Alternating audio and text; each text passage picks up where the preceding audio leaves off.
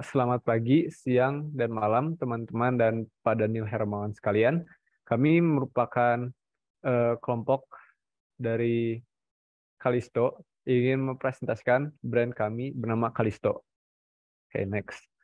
Pertama, perkenalkan nama saya David Rinaldo, sebagai UI dan UX content creator dan graphic designer pada tim ini.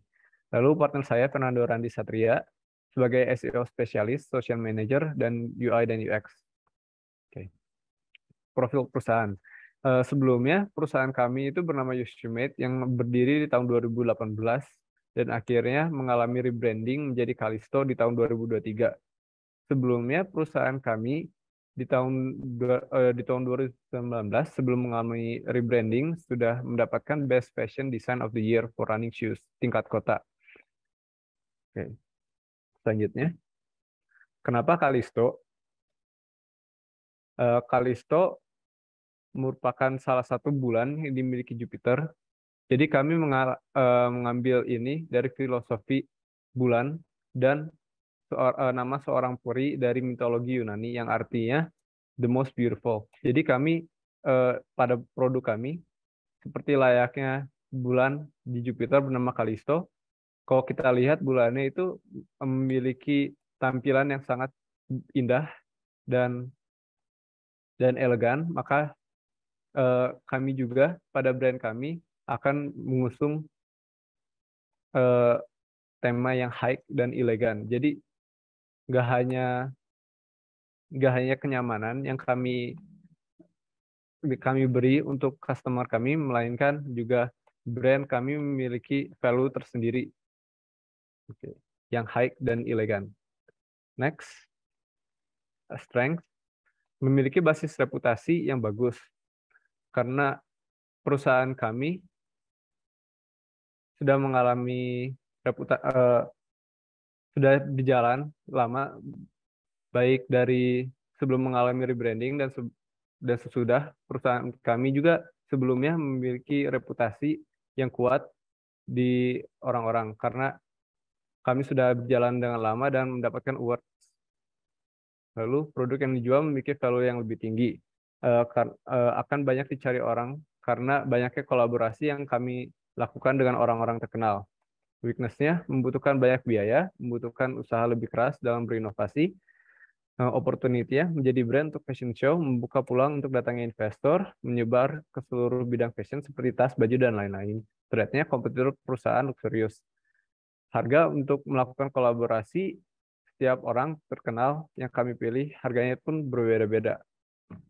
Oke. Tujuan pemasaran digital yang pertama ada retensi.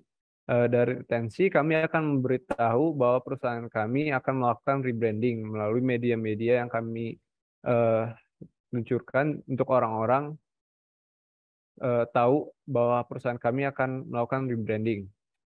Sehingga orang yang sebelumnya merupakan konsumen dari kami akan tetap bersama kami walaupun setelah melakukan rebranding.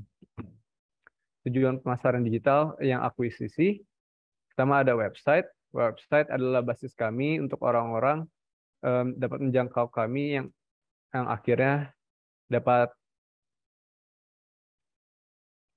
menjadi tempat di mana pemberhentian orang-orang untuk mengenal kami. SEO mengoptimalkan search engine agar mudah dicari orang untuk memakai keyword yang mudah dicari dan metadata yang unik dan to the point. Organic and paid social media. Jadi kami menggunakan organic dan paid social media untuk produk kami. Eh, tapi untuk produk yang lain-lainnya, produk seperti kolaborasi, special edition atau limited edition, kami tidak perlu memakai ads karena sudah terkenal melalui orang-orang yang kami lakukan kolaborasi. Content marketing, kami akan lebih mengandalkan sosial media dengan menambahkan jangkauan dan menawarkan produk unik sosial media. Kami akan menjadi sarana terbesar kami untuk berhubungan dengan audiens karena mainstream yang sangat besar di zaman sekarang ini. Oke, pemetaan pasar. Yang pertama ada demografis.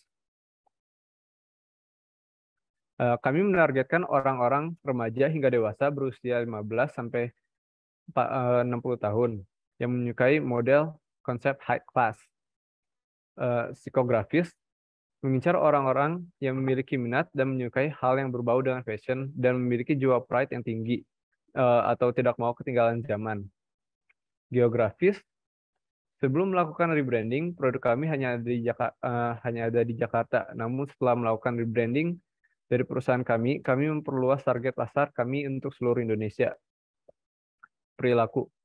Menurut kami, anak-anak remaja yang sekarang itu memiliki respon atau perilaku yang lebih ke arah trendy dan mengikuti zaman, sehingga dengan desain high dan elegan dari produk kami yang kami tawarkan, kami sangat yakin untuk anak muda dan dewasa akan sangat cocok sebagai target pasar utama kami.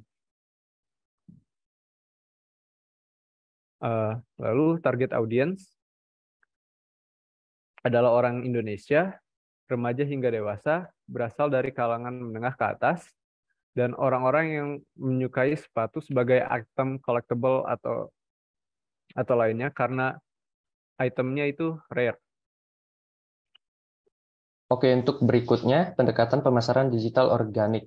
Di sini ada SEO-nya. Yang pertama, menggunakan keywords. Keywords menggunakan keyword yang sering dipakai oleh brand-brand sepatu ternama, sehingga kemungkinan untuk orang mengetahui kami sangatlah mudah. Yang kedua, metadata.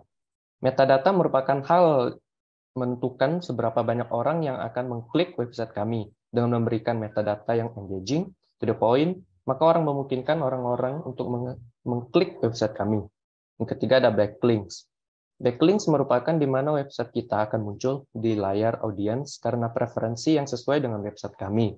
Hal yang satu ini mungkin membutuhkan waktu yang agak lama dibandingkan dengan lainnya, karena untuk muncul di layar seseorang sebagai suggested website dari SEO itu sendiri membutuhkan dedikasi dan kreativitas karena website yang memiliki konten bagus dan menarik akan lebih menjadi suggested website. Pasar sasaran yang lebih kami pakai adalah dari segi perilaku dan psikografis. Karena kami akan banyak melakukan kolaborasi dengan orang-orang ternama di Indonesia, khususnya pemerintah. Contohnya seperti collab dengan Bapak Presiden Joko Widodo. Dengan collab ini, pastinya banyak orang usia apapun tidak mau kalah untuk membeli produk kami. Next. KPI. Yang pertama, growing number of audience. Karena brand kami melakukan banyak collab dengan orang-orang terkemuka yang ada di Indonesia, maka akan banyak orang mencari kami. Yang kedua, ada revenue growth. Dengan bertambahnya jumlah audiens, maka akan kemungkinan jumlah pendapatan juga akan bertambah. Yang ketiga, 100% customer satisfaction. Produk kami memiliki nilai kualitas kenyamanan pada produk karena memiliki bahan yang lembut dan juga tahan lama, sehingga memiliki kesan high dan elegan. Next. Anggaran. Anggaran kami di sini per kontennya 2 juta per platform. Biaya pengelolaan 3,5 juta per platform tiap minggunya. Biaya collab kurang lebih 100 juta, tergantung dengan siapa kami akan melakukan collab-nya. Biaya pembuatan per sepatu yang biasa 600.000, pembuatan sepatu yang spesial atau limited bisa sampai 1,5 juta. Next. Ini adalah contoh sepatu yang kami lakukan collab dengan Bapak Presiden Joko Widodo. Next. Dan ini adalah contoh dari produk kami yang biasa maupun yang collab. Next. Dan ini adalah post influencer. Kami menggunakan Atta Halilintar sebagai endorse untuk mengiklankan produk kami dengan mempostikannya di Instagram. Next. Ini mock-up videonya.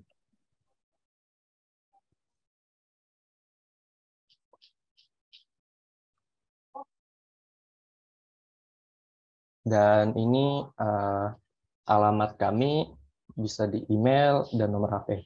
Next. Dan media sosial kami. Next. Sekian presentasi dari kami ucapkan terima kasih.